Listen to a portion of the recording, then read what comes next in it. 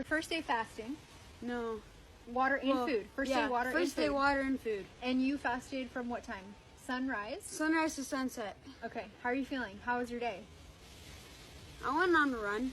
He went running. I didn't even make it to the gym today because I didn't want to have no water. You woke up for suhoor and you made it. Well, okay, so he did sunrise instead of dawn. But like still, 5:20 you woke up. Yeah. And what'd you make yourself?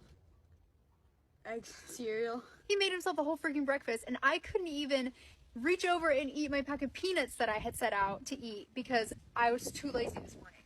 But now I'm regretting it. You feel like I drank like a whole liter of water. That's the thing, you have to stuff so much water. So water versus food, like what's been the hardest today? Water. Water.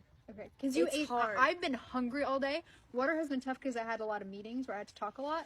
But the food for me was tough because I didn't eat this morning. I ate this morning, so at least you got that. The water was like hard after the run. Yeah. So I took a shower so I could at least get my outside I've heard people say that you taking a shower is good to distract yourself. So we're about to eat. We're very excited. How excited are you? Very. Very excited.